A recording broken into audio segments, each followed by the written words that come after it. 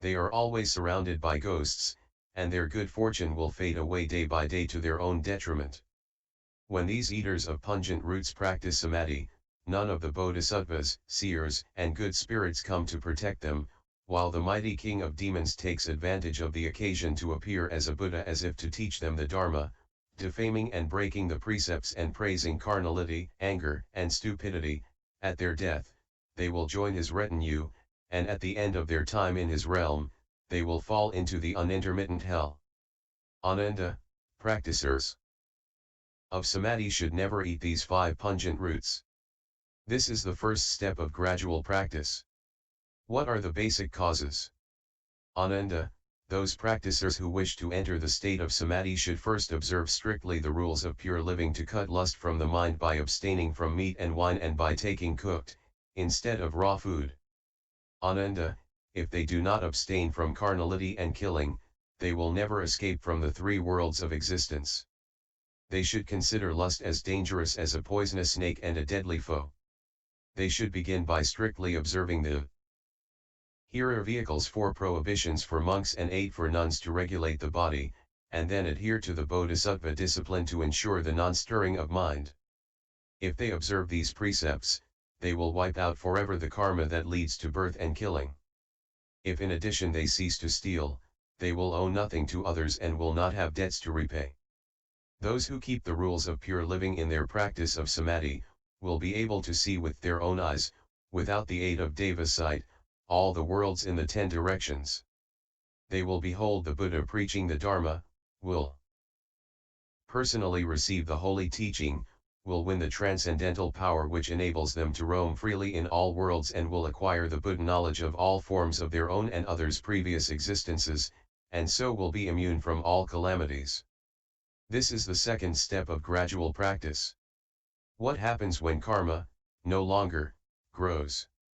The minds of these practicers who observe the prohibitions, now free from sensual desire, will not wander outside in search of sense data, but return to the inner mind.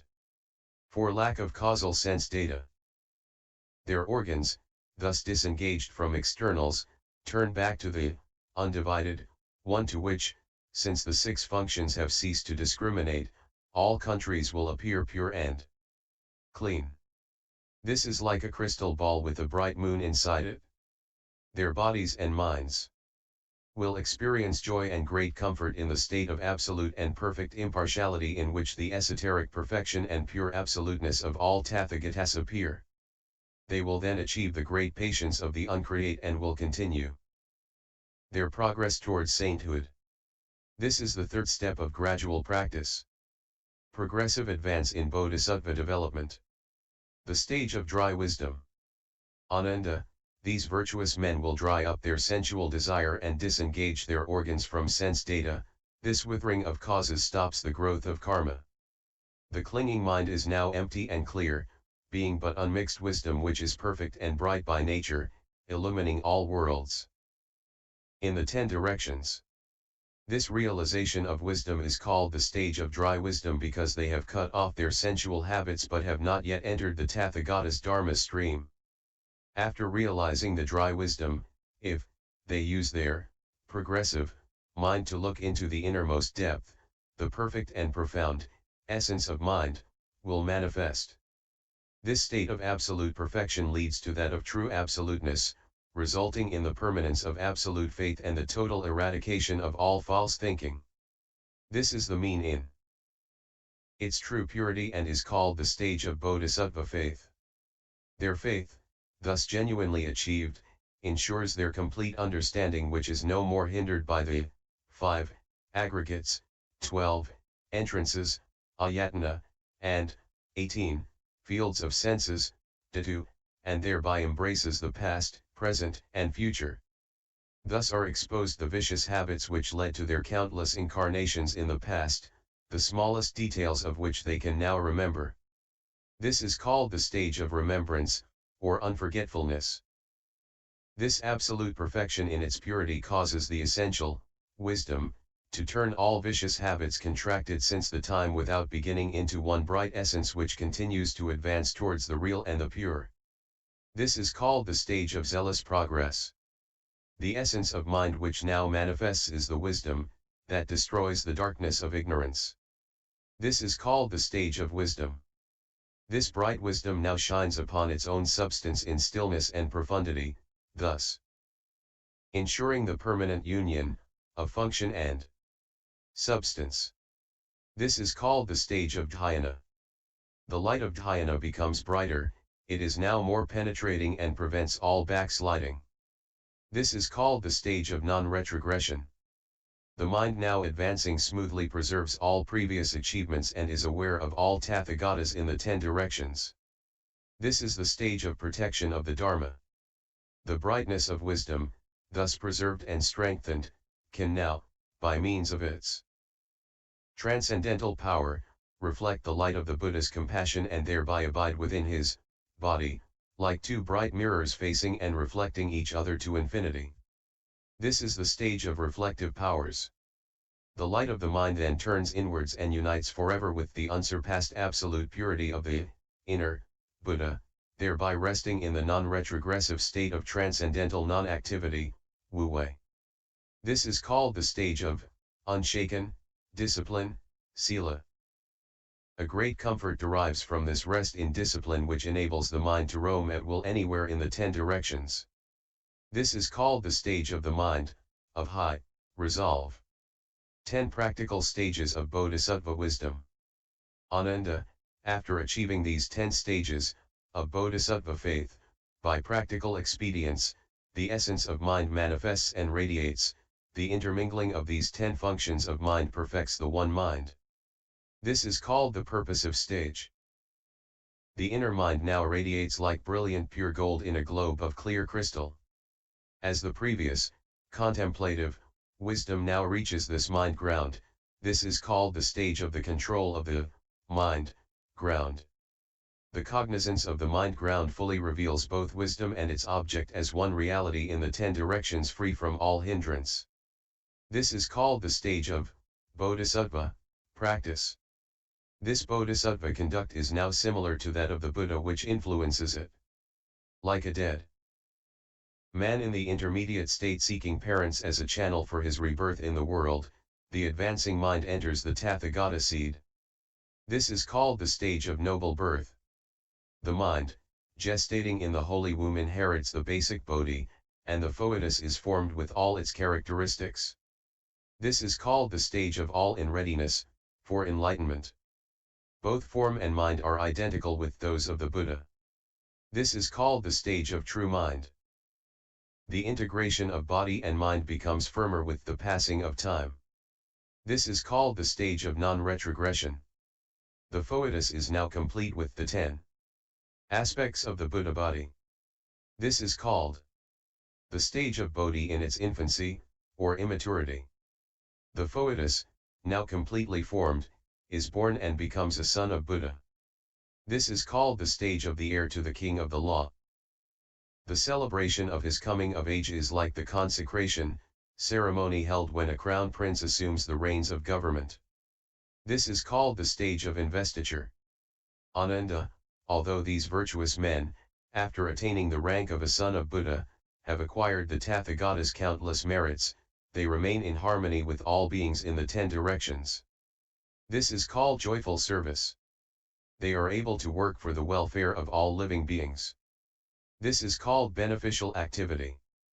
Their self-enlightenment and the enlightenment of others are free from all contradiction.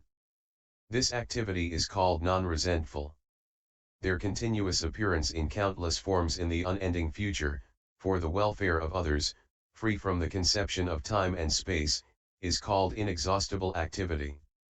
Their preaching, free from all clinging, conforms to the teaching of non-duality of all Dharma doors and is called an activity never out of order. The noumenal unity reveals a vast variety of undifferentiated phenomena. This is called skillful activity to appear, at will. In this state, all the worlds in the 10 directions appear in every speck of dust, with neither dust nor worlds hindering each other. This is called the non-clinging activity. All manifestations are but the highest perfection, paramitha leading to the other shore of Bodhi. This is exalting activity.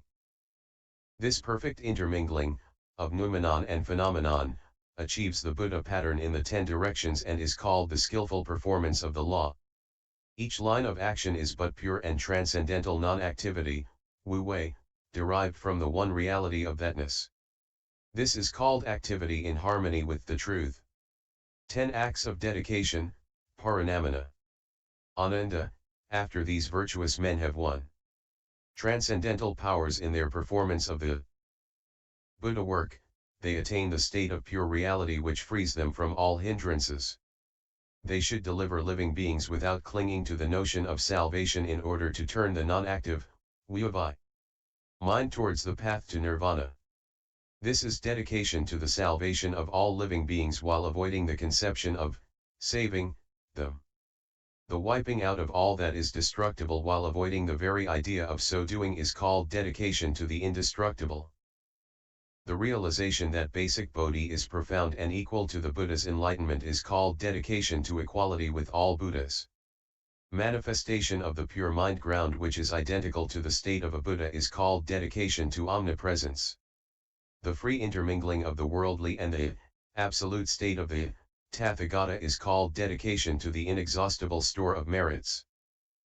The rising of only pure causes from the same state of Buddhahood in search of nirvana is called dedication to the excellent roots of impartiality. The realization of impartiality in this way, which reveals the identity of all living beings in the 10 directions with one's fundamental nature, the perfecting of which does not exclude any one of them, is called dedication to the sameness of all beings. The realization of the identity of all phenomena, free from all differentiation with no clinging to either sameness or difference, is called dedication to the absolute. The achievement of this absolute state, free from all hindrance in the 10 directions, is called dedication to unimpeded liberation. Perfect realization of self-nature which wipes out all consideration about the realm of Dharma, is called dedication to the boundless Dharmadhatu. The 4 additional harnessing stages, prayaga. Ananda, these virtuous men, after achieving these 41 stages of Bodhisattva development, should train in 4 additional harnessing stages. The Buddha Bodhi, employed as self-mind, now seems to manifest but actually does not yet do so. This is like kindling a fire by rubbing 2 sticks together in order to burn them. It is called the warming stage.